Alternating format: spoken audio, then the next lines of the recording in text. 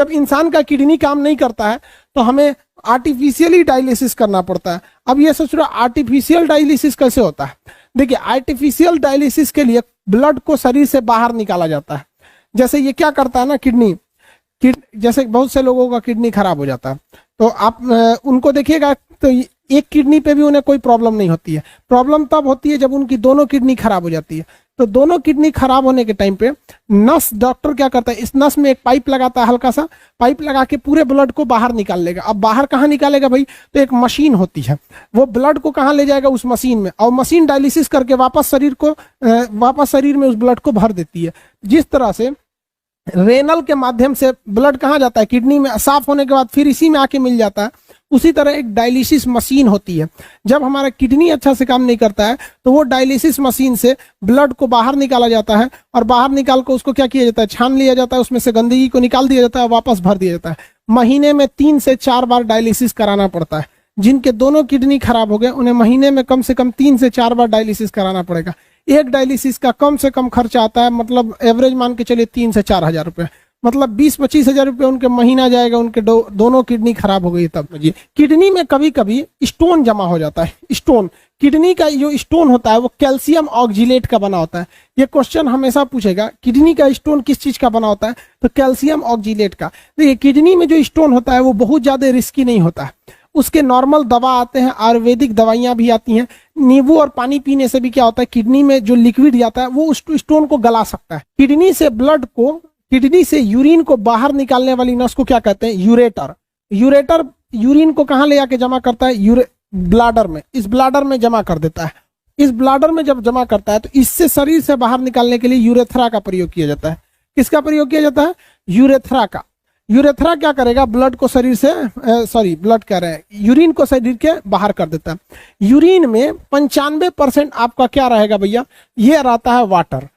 पानी जो पीते हैं वो 95% वाटर रहता है यूरिन में। अब इस यूरिन में पोटेशियम आयन रहता है, हाइड्रोजन आयन रहता है, जिस वजह से यह कैसा हो जाता है? एसिडिक हो जाता है। यह कैसा होता है? एसिडिक हो जाता है। इसका पीएच जो होता है ना वो वेरी कर जाता है। 4.8 से ये 7.2 तक चला जाता है, वहां तक ये वेरी कर देता है। ये डिपेंड करता है कि वो यूरिन कितने देर तक रोका है, या एज पे भी डिपेंड करता है। बीमारी वगैरह में भी देखते हैं वो यूरिन जांच किया जाता है, ताकि यूरिन से पता चल जाता है। किसी इंसान के शरीर की हालत जांच करनी है तो 2 चीज जांच कीजिए। पहला आपका उसका यूरिन जांच कर लीजिए, यूरिन, और दूसरा उसका क्या जांच कर लिया? ब्लड जांच कर लीजिए। हो गया, ब्लड जांच कर लेंगे, यही ना हो सकता है। दूसरा क्या, उसी तरह किसी देश का अगर आपको क्या जांच करना है? स्थिति जांच करना है, तो उस देश का सेंसेक्स देख लीजिए कितना है, और निफ्टी देख लीजिए, यानी शेयर देख लीजिए। सेंसेक्स और निफ्टी, जिस तरह से हमारे शरीर का ब्लड जांच और यूरिन जांच से सब पता चल जाता है, उसी तरह सेंसेक्स और निफ्टी से सब पता चल जाता है। इसमें 2% के आसपास में यूरिया होता है। क्या होता है? यूरिया होता है। यूरिया 2% से 2.5% के आसपास यूरिया होता है।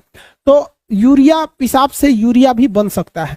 बहुत सारे ऐसे जगह, जैसे नॉर्थ कोरिया एक ऐसा देश है जहां खेती के लिए यूरिया की कमी हो गई है, तो वो लोगों ने कहा है कि हर इंसान 1-1 बोतल यूरिन यानी पेशाब उनको देगा।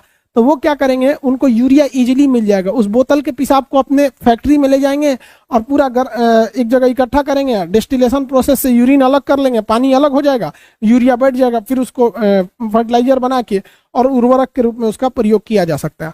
तो हम लोग जो एक्सक्रेशन करते हैं वो मेन एक्सक्रेशन यूरिक एसिड का होता है या यूरिया का होता है, ये हमको डिसाइड करना पड़ेगा।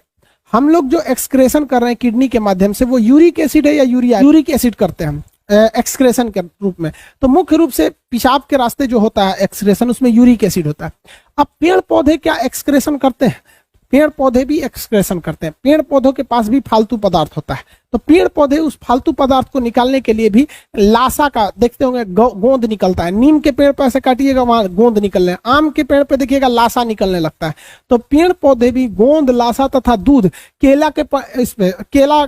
पपीता के पेड़ पर अगर ऐसे नाखून मारिएगा तो उसमें से दूध निकलने लगता है, वो उसका एक्सक्रेशन का काम करने लगता है सर। तो ये पेड़ पौधों में भी एक्सक्रेशन होता है, ऐसा नहीं कि केवल मानव में ही होता है, पेड़ पौधों में भी एक्सक्रेशन होता है। देखे कि नहीं, क्वेश्चन पूछा हुआ था रेलवे में कि गोंद जो होता है, लाशा, गोंद किस मतलब गोंद के रूप में एक्सक्रेशन से क्वेश्चन पूछा था। तो ये एक्सक्रेशन बताइए, गोंद क्या है? उसका फालतू पदार्थ है। नीम वगैरह का गोंद आता है। पहले जब किताब उताब में फेविकोल नहीं था तो इसी सब चीज से चिपकाया जाता था।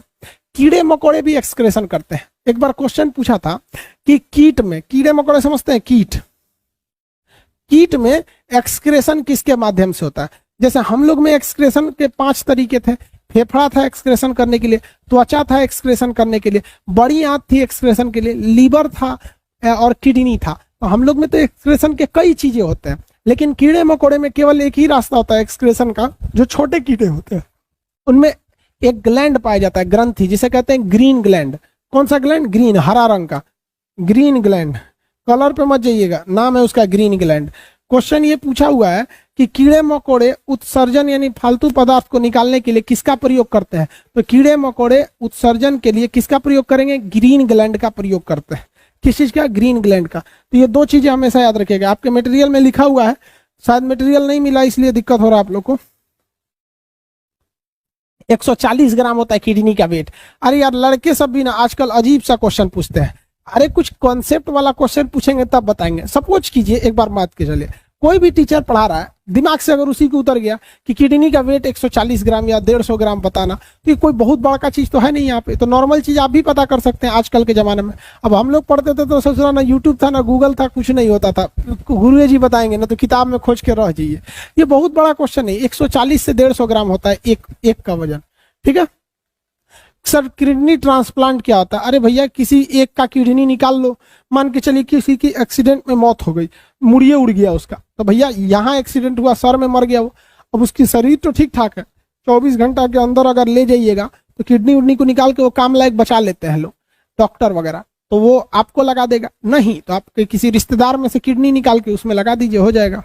स्टोन कैसे बनता है? कैल्शियम और ऑक्जेलिक एसिड खूब रहेगा आपके बॉडी में, क्रिया करके कैल्शियम ऑक्जिलेट बना देगा, वो टाइट हो जाता है, उसी को कहते हैं कैल्शियम ऑक्जिलेट, स्टोन हो जाता है। अब टाइट होने की वजह से वो पत्थर की तरह हो जाता है टाइट। अब कोई झुकेंगे तो गड़ने लगेगा, दर्द करेगा। अब कोई भी चीज अंदर से गड़ता है तो बहुत भयानक दर्द करता है। जैसे जूता के अंदर का कंकड़ बहुत भयानक दर्द करता है, जबकि सड़क का कंकड़ उतना दर्द नहीं करता है।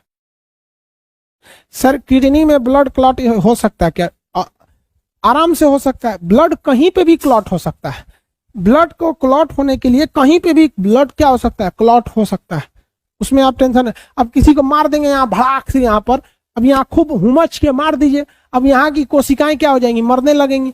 और जैसे मरेंगी तो यहाँ ऑक्सीजन नहीं पहुंच पाएगा, क्योंकि ऑक्सीजन लेने का काम माइटोकॉन्ड्रिया करता है। और जैसे ऑक्सीजन नहीं मिलेगा वहां का हेपरिन क्या हो जाएगा? मर जाएगा। जब हेपरिन मरेगा तो वहां पे फाइब्रिनोजेन और प्रोथ्रोम्बिन मिलकर ब्लड जमा देंगे, क्लॉट हो गया।